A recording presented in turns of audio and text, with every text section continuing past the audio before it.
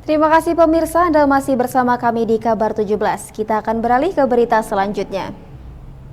Pemirsa, Wakil Gubernur Kalimantan Tengah Haji Edi Pratowo membuka musyawarah cabang kelima Gabungan Pengusaha Kelapa Sawit Indonesia tahun 2023 di Ballroom Swiss Bell Hotel Danum Palangkaraya, Kamis 15 Juni 2023. Tema kegiatan ini yakni GAPKI siap bersinergi dalam mewujudkan tata kelola perkebunan kelapa sawit berkelanjutan melalui pola kemitraan menuju Kalteng Berkah. Edi mengatakan kegiatan ini sebagai salah satu upaya memantapkan peran organisasi GAPKI sebagai wadah bagi anggota untuk memantapkan perannya yang optimal terhadap usaha industri kelapa sawit khususnya di Kalteng. Edi mengatakan Provinsi Kalimantan Tengah memiliki luas wilayah 153.000 km persegi atau jauh lebih luas dibandingkan Pulau Jawa dengan berbagai potensi sumber daya alam yang ada di dalamnya termasuk lahan usaha perkebunan industri kelapa sawit yang dimiliki dan dikelola oleh para pengusaha, investor koperasi, kelompok perkebun, pekebun swadaya mandiri dan kebun kemitraan, eksplasma dengan perusahaan kelapa sawit. Wagub mengatakan, namun dalam pengembangannya seringkali menimbulkan pro dan kontra, akan tetapi pengalaman menunjukkan bahwa usaha ini tetap berjalan, bahkan berkembang melalui program-program keberlanjutan yang dilakukan oleh berbagai pihak, stakeholders dalam upaya menata dan mengelola perkebunan sawit. Sampaikan tadi, investasi itu penting bagi sebuah daerah, dan negara pun membutuhkan investasi, apalagi kita di Kalimantan Tengah. Nah, investasi ini diharapkan bisa mempercepat proses percepatan pembangunan, khususnya juga dalam rangka peningkatan kesejahteraan masyarakat. Nah, oleh karenanya, kami juga selalu menyampaikan bangun kolaborasi, ya, bangun kolaborasi untuk membuka ketervisualisasian kita.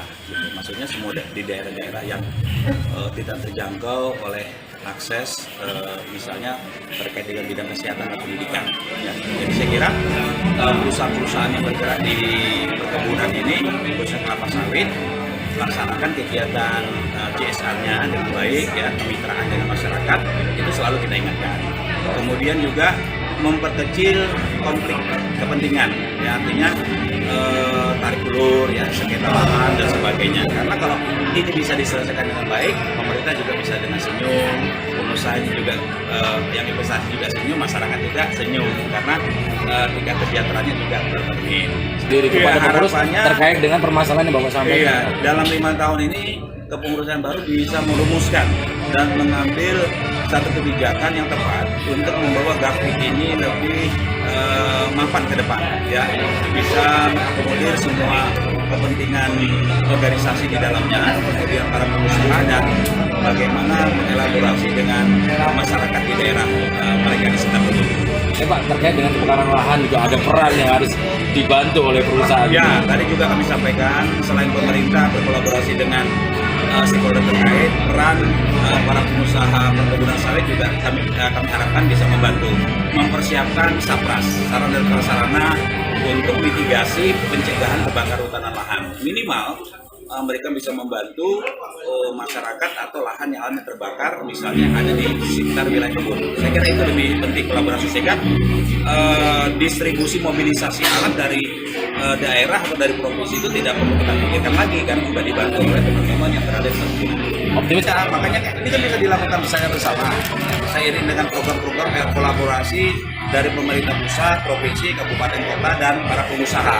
Saya kira di organisasi ini kan dan asosiasi lainnya itu kan bisa merumuskan apa sih yang bisa kita perbantukan, apa sih yang bisa kita dukung. Ya, ketika pemerintah membangun misalnya fasilitas ini, mereka bisa berpartisipasi di hal yang lainnya. Gitu lah, saya kira kuncinya ada kolaborasi. Dari Palangkaraya, Kalimantan Tengah, Niswa Dayak TV mengabarkan. Usai kunjungan dan silaturahmi dengan pejabat Bupati Barito Selatan, Haji Dedi Winarwan, Komisioner Komisi Penyiaran Indonesia Daerah KPID Kalimantan Tengah melanjutkan monitoring dan evaluasi terhadap stasiun radio dan TV kabel di Buntok pada Kamis 15 Juni 2023. Ketua KPID Kalteng Ilham Busra HB mengatakan Monef ini sangat penting untuk melihat secara langsung lembaga penyiaran yang ada di Barsel, sekaligus ingin mengetahui perkembangan lembaga penyiaran, terutama dengan sumber daya manusia yang mereka miliki dan perusahaan yang mereka hadapi agar tujuan penyiaran tercapai sesuai dengan ketentuan Undang-Undang Penyiaran. Monef dilalui dengan mendatangi langsung lembaga penyiaran publik lokal atau LPPL, Radio Batuah FM, serta penyelenggara TV kabel PT Barito Visual Mandiri Group. Menurut Ilham, pihaknya mengawali dengan mendatangi Radio Batuah FM, kemudian dilanjutkan ke PT Barito Visual Mandiri untuk mengetahui langsung mulai dari perizinan hingga perkembangan lembaga penyiaran tersebut. Lembaga penyiaran di Barsel diharapkan mampu mengemas program atau acara lebih variatif, serta memperbanyak siaran atau program acara terkait dengan pertanian, perkebunan, serta seni dan budaya, agar tetap diminati masyarakat di tengah gempuran media sosial yang sangat mudah diakses. Dalam Monef tersebut, KPID Provinsi Kalteng juga menerima berbagai masukan dan keluhan dari lembaga penyiaran, terutama terkait pemutakhiran data, izin penyiaran, pajak penyiaran, dan pajak stasiun radio. Monef di Barsel, Ketua KPID Kalteng Ilham Busra HB didampingi Komisioner KPID AT Prayer Koordinator Bidang Sistem Struktur Penyiaran, Ahmad Dahlan di bidang pengelolaan sistem struktur penyiaran, serta Henoch Rin Katopo di bidangnya.